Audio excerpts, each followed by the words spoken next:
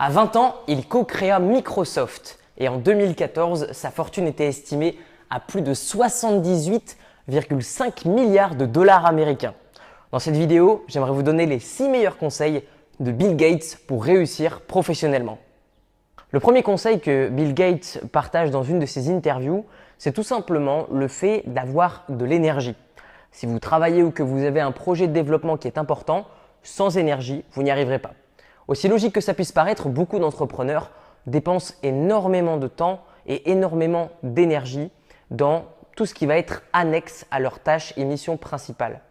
Ce que Bill Gates recommande, c'est tout simplement de conserver votre énergie et également de la créer. Alors, comment est-ce qu'on crée de l'énergie quand on est entrepreneur? Tout simplement en bien mangeant et en bien dormant.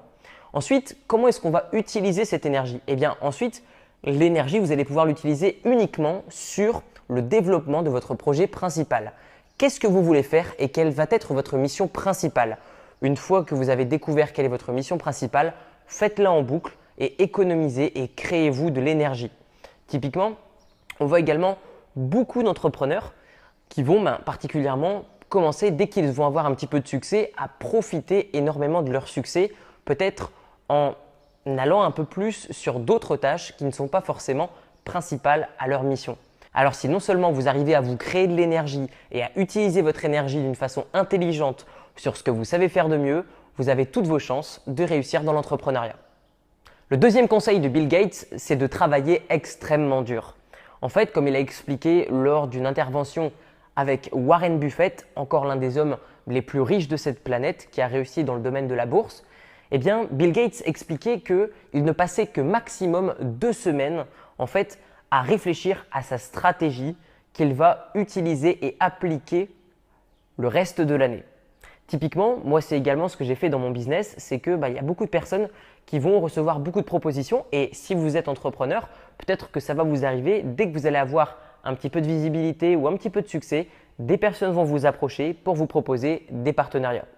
Ce que je vous invite à faire, c'est bien évidemment prendre connaissance de ces demandes en partenariat, mais pour ma part, pendant plus de 2 ans, je n'ai accepté aucun partenariat et j'ai dépensé la plupart de mon énergie à créer simplement du contenu pour faire grossir mon audience et commencer à vendre mes produits. Clairement, j'ai analysé ce qui était vraiment important dans mon entreprise, c'est-à-dire créer du contenu gratuit et créer du contenu payant. Uniquement ça. Et qu'est-ce que j'ai fait? Eh bien, j'ai fait uniquement ça pendant l'espace de 2 ans. Qu'est-ce qui s'est passé? Eh bien, mon entreprise est passée de 0 à 50 000 euros par mois de bénéfices, tandis que d'autres personnes, dans le même laps de temps, faisaient peut-être 10 fois moins que ce que j'ai fait. Comment est-ce que j'ai fait? Ce n'est pas seulement moi. J'ai concentré mon énergie sur les missions principales et j'ai recruté des personnes qui ont pu effectuer toutes les missions annexes à une entreprise qui s'agrandit.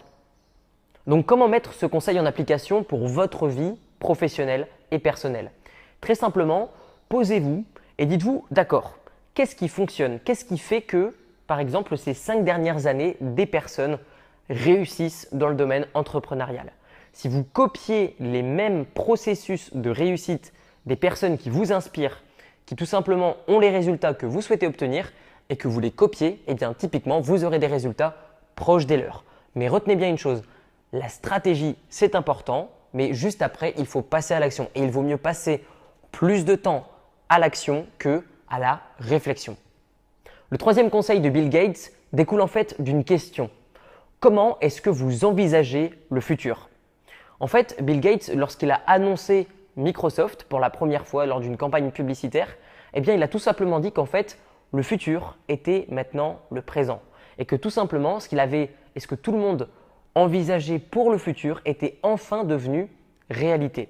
Alors la question qui découle de ça, c'est aujourd'hui comment est-ce que vous envisagez le futur et tout simplement créer le futur. Alors, je sais que ça peut pas être un petit peu théorique pour les personnes qui démarrent dans le domaine du marketing, mais tout simplement, posez-vous la question suivante, c'est aujourd'hui, qu'est-ce que dans votre vie de tous les jours ou dans votre vie professionnelle ou personnelle, vous rêvez? Si aujourd'hui vous rêvez de quelque chose, dites-vous bien une chose, c'est qu'il y a certainement plusieurs centaines de millions de personnes qui rêvent de la même chose que vous.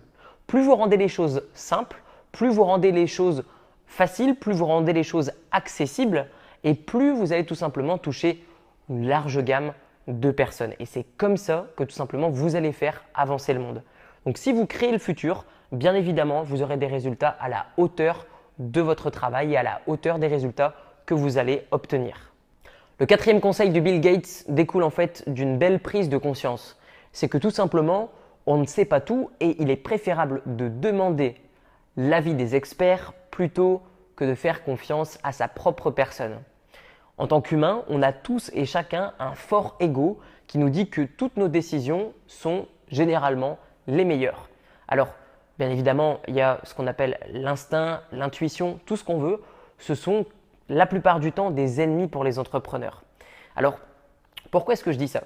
Typiquement, moi, quand on me pose des questions desquelles je ne sais pas répondre, eh bien tout simplement, ce que je vais faire, c'est que je vais renvoyer vers d'autres personnes qui sont expertes dans un domaine.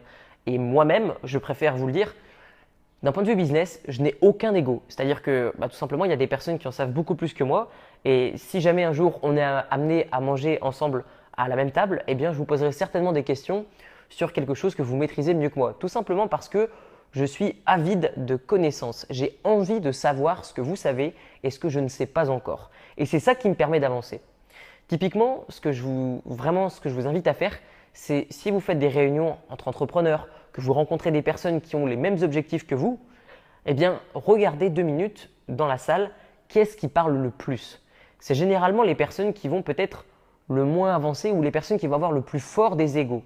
Et malheureusement, ces personnes-là vont avoir tendance à très vite stagner d'un point de vue business. Pourquoi? Tout simplement parce qu'elles ne vont pas se dire, ok, les personnes qui sont peut-être un tout petit peu ou celles qui sont carrément à un niveau débutant ou intermédiaire ne peuvent rien m'apporter. Alors que si vous êtes même à ce niveau-là, des personnes de ce niveau-là peuvent vous apporter énormément de choses.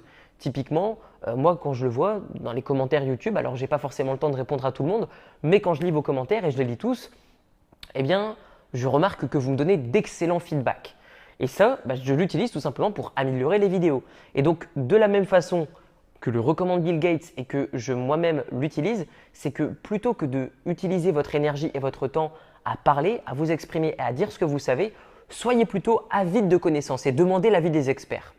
Donc moi, ce que je vous recommande, c'est tout simplement de vous rapprocher des personnes qui ont les mêmes résultats et les mêmes objectifs que vous. Typiquement, moi aujourd'hui, j'ai des mentors qui génèrent plus de 250 millions de dollars par an de bénéfices. Et tout simplement, moi qui veux obtenir des résultats similaires, eh bien tout simplement, je vais essayer de m'approcher au maximum de ce type de personnes. Alors typiquement, ce n'est pas forcément facile d'approcher des entrepreneurs à succès, des personnes qui ont les mêmes objectifs ou les mêmes résultats que vous. Alors comment est-ce que vous pouvez faire dans ce type de situation? Eh bien très simplement, lisez des livres, regardez des vidéos, faites en sorte de complètement baigner votre cerveau dans tout simplement cette ambiance que vous souhaitez avoir. Moi typiquement, j'aime bien avoir tout un univers entrepreneurial, d'innovation qui est tout autour de moi, qui gravite, que ce soit dans les vidéos que j'écoute, dans les musiques que j'écoute, dans mes cercles d'amis, même lorsque je fais des activités, même lorsque je sors. Eh bien tout simplement, je vous invite à vous rapprocher à tous les niveaux des personnes qui peuvent tout simplement vous aider à avancer ne serait-ce que d'un seul pas. Il y a une citation que j'aime énormément, je ne sais plus de qui dit que quelqu'un ne peut pas vous apporter la solution toute faite. Par contre, des centaines de personnes peuvent vous apporter la pièce d'un puzzle que vous allez réunir vous-même. Et c'est ce processus qui va faire que vous allez réussir progressivement mais sûrement. Entourez-vous des bonnes personnes, approchez celles qui ont vos résultats et tout simplement, vous allez tout simplement transparaître, avoir un effet miroir de ces personnes sur vous. Le 5e conseil de Bill Gates, c'est de bien choisir ses partenaires. Vous allez me dire, ok, mais comment est-ce qu'on fait pour bien choisir ses partenaires? Eh bien en fait, Bill Gates recommande quelque chose qui est très simple mais très efficace. C'est en fait de, si vous souhaitez faire un partenariat, vous associer à quelqu'un qui a la même vision que vous, mais un talent différent. Alors moi j'adore aussi, c'était un des conseils de Steve Jobs qui disait qu'il fallait tout simplement recruter des personnes meilleures que vous et avec la même vision. Eh bien on retrouve un petit peu ce même côté chez Bill Gates qui dit que si vous souhaitez avoir un partenariat avec quelqu'un, choisissez quelqu'un qui a non seulement la même vision que vous, mais quelqu'un qui a des skills, des talents différents. Une fois que vous avez compris ça, tout simplement, vous allez avoir une vision différente. Moi, typiquement, dans mon entreprise, vous savez certainement, la qualité des vidéos augmente, s'améliore et ce n'est pas à 100% de mon plein gré. C'est tout simplement parce que derrière, il y a une équipe de personnes qui ont la même vision que moi et qui ont tout simplement des talents différents. Et c'est du coup avec cette vision qui est tout simplement identique mais avec des talents différents qui nous permettent d'améliorer les vidéos que vous voyez sur YouTube. Donc ce que je vous invite à faire, si vous souhaitez faire un partenariat ou que vous recevez des demandes de partenariat, tout simplement, je vous invite à tout simplement vous entretenir avec la personne puisqu'il vaut mieux avoir vraiment du temps sur comment est-ce qu'on choisit la personne avec qui on s'associe plutôt que de dépenser du temps sur comment faire en sorte que le partenariat soit encore meilleur. Donc concentrez-vous plutôt sur le recrutement d'un partenaire plutôt que le management d'un partenaire. Sixième conseil de Bill Gates, et je pense que celui-là, il n'y a aucun autre entrepreneur qui pourra vous le donner, c'est tout simplement ayez le sens de l'humour. Lorsque Bill Gates a lancé plusieurs dizaines de spots publicitaires, la plupart du temps, il se mettait en scène avec des scènes qui sont tout simplement rigolotes, qui sont marrantes et tout simplement, il va venir montrer qu'il a un vrai sens de l'humour. Et Bill Gates, c'est quelqu'un qui ne se prend vraiment pas au sérieux, que ce soit dans ses spots publicitaires ou durant des interventions. Il va vraiment se mettre en avant et tout simplement faire rire les personnes et essayer de leur apprendre quelque chose par le biais de l'humour. C'est vraiment important, surtout lorsque vous avez un succès qui est totalement écrasant comparé au reste de la planète. Moi déjà, à mon tout petit niveau, je le vois. Parfois, quand des personnes me demandent ce que je fais dans la vie, ce n'est pas forcément facile d'entendre, par exemple, quand des personnes ont 50 ou 60 ans, qui ont un petit peu d'ego et qui me demandent ce que je fais dans la vie ou combien je gagne. Donc du coup, forcément, quelqu'un comme Bill Gates, qui est l'homme le plus riche de la planète, eh bien forcément, quand quelqu'un lui dit qu'est-ce que tu fais? Déjà, je pense qu'il n'y a pas beaucoup de personnes qui demandent à Bill Gates ce qu'il fait puisque sa tête est plutôt connue. Mais si ça arrive, bien évidemment, il ne va pas dire voilà, j'ai inventé l'informatique ou voilà, j'ai inventé Windows et c'est moi qui te permets ceci ou cela. Il a fait tellement de choses, il a tellement d'exploits que son parcours est totalement écrasant. Donc du coup, venir apporter cette touche d'humour, je pense que même moi, j'ai énormément d'améliorations à faire à ce sujet. Et peut-être qu'en voyant les vidéos de la nouvelle équipe qui apparaît sur la chaîne YouTube, peut-être que vous commencez à ressentir un petit peu ce côté humour, ce côté un petit peu décalé que j'essaye, du moins qu'on essaye d'apporter à la chaîne YouTube. Donc, quand vous commencez à avoir du succès ou alors quand vous commencez à avoir un petit peu de visibilité, il est intéressant d'avoir un petit peu d'autodérision et le sens de l'humour. Alors, j'aimerais apporter une petite astérix à ce dernier conseil, qui est le sixième conseil à propos de l'humour. C'est aujourd'hui sur YouTube, on voit énormément de YouTubeurs qui vont prostituer leur personnalité. C'est-à-dire que ce sont des YouTubeurs qui vont simplement tout le temps faire de l'autodérision parce que sur YouTube, c'est ça principalement qui va plaire. Quand les personnes se mettent plus bactères et que elles vont un petit peu se moquer d'elles-mêmes à chaque fois. Moi typiquement, je le vois, les plus gros YouTubeurs sur le marché francophone sont des personnes qui vont tout le temps faire de l'autodérision. Et moi typiquement, vous le savez, sur ma chaîne YouTube, je suis certainement pas quelqu'un qui va se moquer de moi-même ou des choses comme ça, qui va me mettre en scène avec un costume de licorne typiquement. Bien que, je ne sais pas encore, on verra peut-être un jour. Mais en tout cas, sachez une chose, c'est que aujourd'hui, si vous vous lancez sur YouTube, ce que je vous recommande, c'est bien évidemment d'essayer d'ajouter une petite touche d'humour, une petite touche de personnalité, quelque chose d'authentique à vos vidéos sur YouTube ou peu importe dans votre entreprise d'une façon générale. Mais surtout, ne baissez pas votre pantalon simplement parce que vous voyez que ça plaît. Ce que je vous recommande, c'est vraiment de vous concentrer sur aujourd'hui, est-ce que le fait de faire rire va vous rapporter de l'argent ou va développer votre entreprise? Si ça donne un côté humain, si ça donne un côté authentique, alors oui. Mais si c'est simplement pour faire marrer les gens, aujourd'hui, je ne pense pas que l'humour à 100% va faire que votre entreprise va engendrer plus d'argent, va se développer plus. Vous allez tout simplement recruter de nouvelles équipes, etc. Non. Par contre, une touche d'humour peut vraiment apporter quelque chose de différent à votre entreprise. Si vous regardez cette vidéo, c'est peut-être que certainement vous souhaitez développer votre entreprise ou que vous êtes désireux de passer votre vie professionnelle à un niveau supérieur. Et pour ça, j'ai préparé pour vous, du moins mon équipe et moi, nous avons préparé pour vous une liste de 101 idées de business qui vont vous permettre tout simplement de vous aider à vous lancer, vous et votre entreprise rentable. Pourquoi est-ce que je vous dis ça? Tout simplement parce que moi, pour ma part, le fait de lancer mon entreprise, ça a littéralement changé ma vie. Ça m'a permis énormément de choix.